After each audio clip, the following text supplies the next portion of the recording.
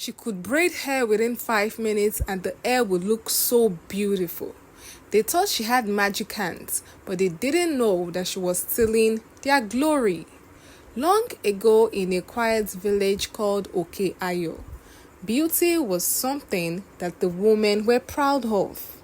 The women in that village loved their hair. Hair was part of their identity. Every week, they gathered under a big mango tree where an old woman called Mama Shade braided their hair. Mama Shade had been braiding hair for more than 30 years.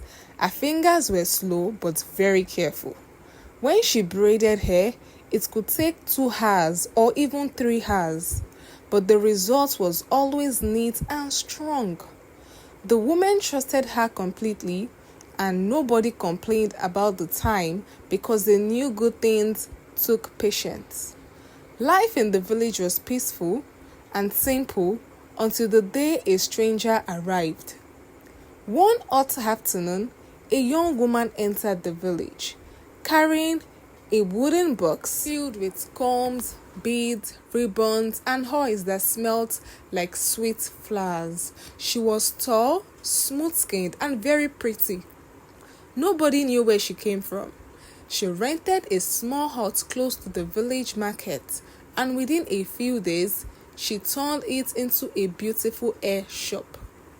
She painted the walls bright yellow, hung shining beads at the entrance, and placed a large mirror inside that was clearer than any mirror the villagers had ever seen. Her name was Amara. The shop attracted attention immediately. Women and young girls stood outside looking at the decorations and whispering to each other. They had never seen a hair shop like that before. Still, most of them stayed loyal to Mama Shade because she had been braiding their hair for many, many years. Everything changed the day a curious girl named Tola walked into Amara's shop. She only wanted to see what the place looked like inside. Amara welcomed her warmly and asked her if she wanted to braid her hair. Tola agreed, thinking it would take the normal 2 hours like Mama Shade's braiding. She sat down on the stool and waited, but something strange happened. Amara's fingers started moving very fast, too fast. The comb moved quickly and the braids began to form almost by themselves. 5 minutes passed, then Amara turned the mirror towards Tola and Tola gasped loudly. Her hair looked perfect. The braids were straight and beautiful. The lines were neat and the beads shined brightly. It looked better than anything she had ever seen. Tola ran outside and the other girls screamed with excitement when they saw her hair. News spread through the village faster than fire in dry grass. A hair braider who could finish hair in 5 minutes. The next morning, a long line of women formed outside Amara's shop.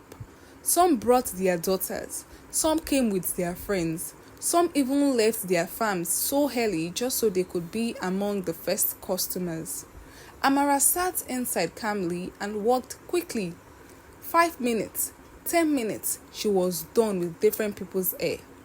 Every woman who left her shop looked unbelievably beautiful. Their faces looked brighter, their skin looked smoother, their hair looked perfect. Soon, the men in the village began to notice. Men who never gave them attention before, they started staring.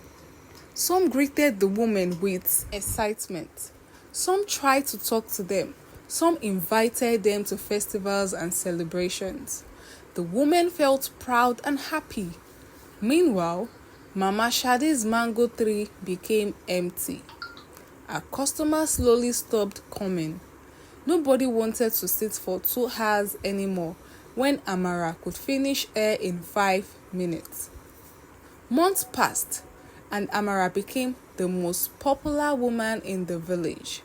Women believed her hands were blessed, but after a few years, something strange started to happen.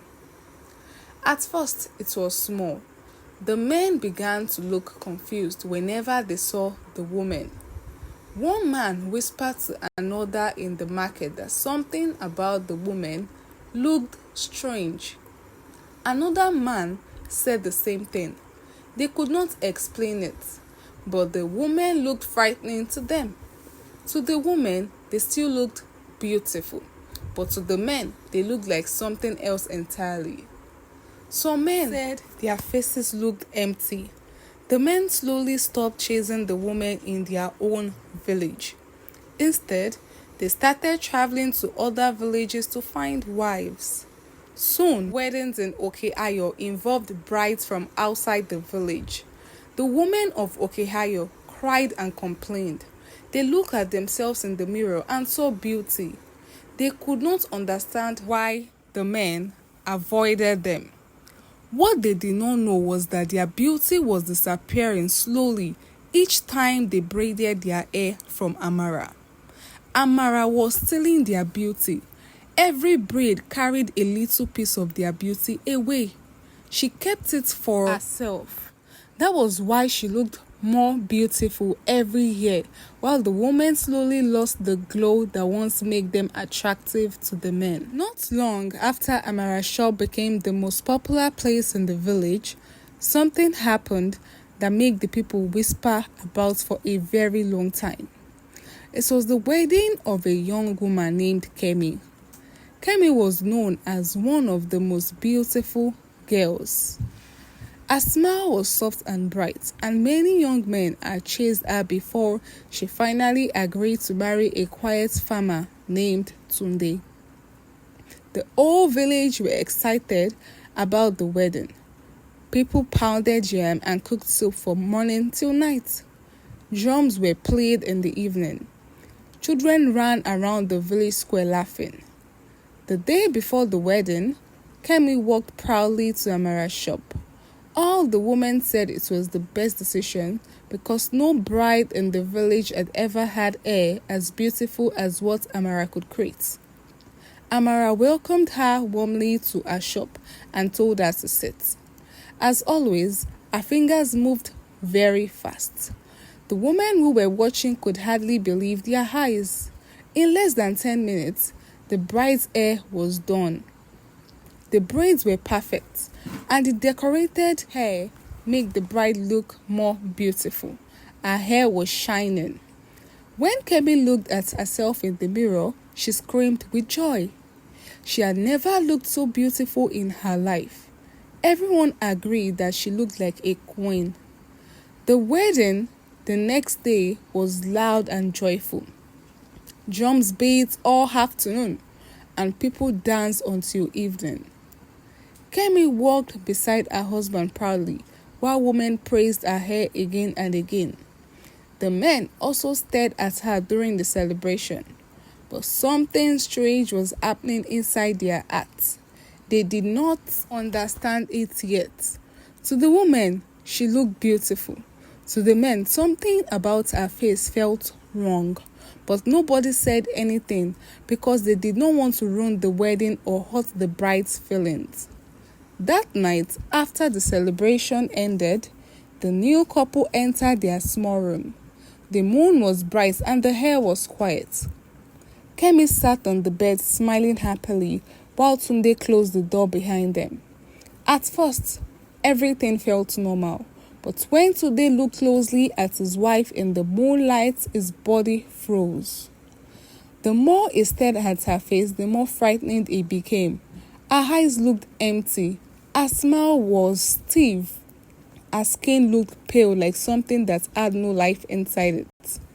To him, she did not look like the beautiful woman he married that day. She looked like a walking corpse. Tunde stepped back slowly, his heart beating fast. He tried to look again, thinking maybe his eyes were playing tricks on him. But the fear only grew stronger.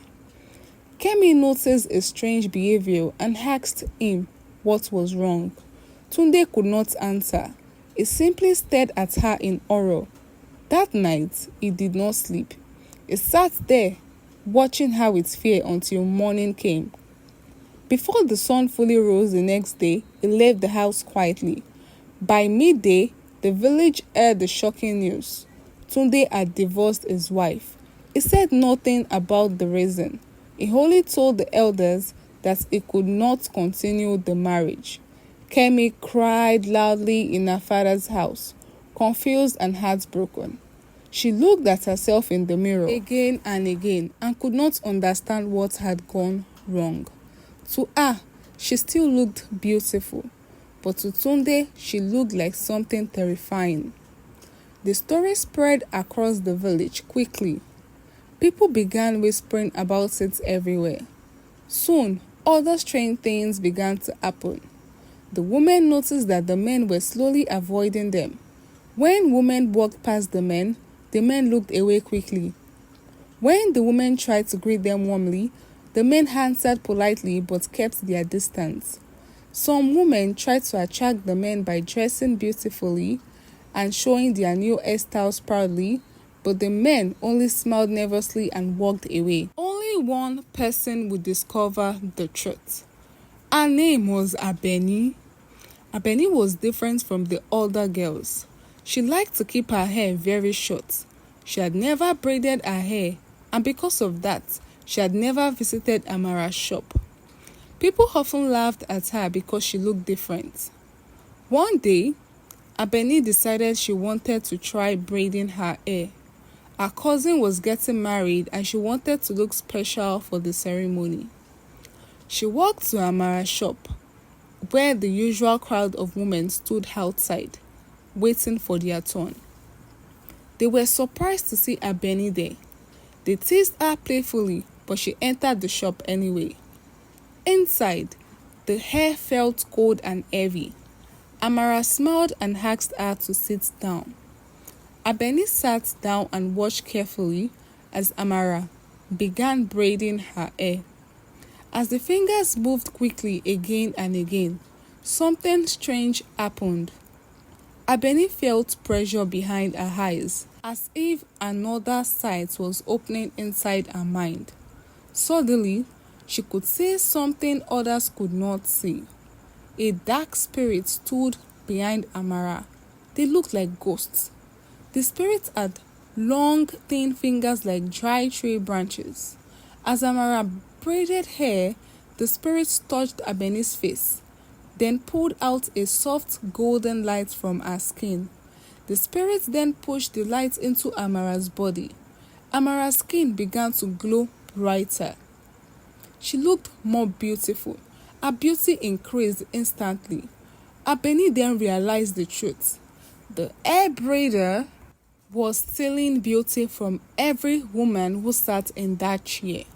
She jumped up and shouted loudly. Amara tried to stop her, but it was too late. Abeni ran outside, telling the entire woman what she saw inside. She told them that Amara was using her shop to steal beauty. At first, nobody believed her, but the villagers began to notice something they had ignored for years. Amara was becoming more and more beautiful every day, while their daughters looked dull and the men avoided them. That night, the elders gathered and entered the shop. Inside, they found strange objects hidden everywhere, pots filled with hair, black powders, bones, and broken mirrors. The village priest lifted his staff and declared that Amara had brought darkness into their village. And the reason why Abeni was able to see the ghost was because no other braider has ever touched her hair. And that was the warning given to Amara, and it was broken. Amara was sent out of the village after the priest made sure that he collected all of the woman's beauty from her again. And the women realized that there is no shortcut to success. They went back to Mama Shade after apologizing for abandoning her in the past. The end. Thank you so much for watching this story. Please do not forget to like this video, share to your friends to also come and learn 1 or 2 lessons Please subscribe for more stories like this and tap on the notification bell so when next a new video is posted, you get to know. Thank you and see you guys on the next story.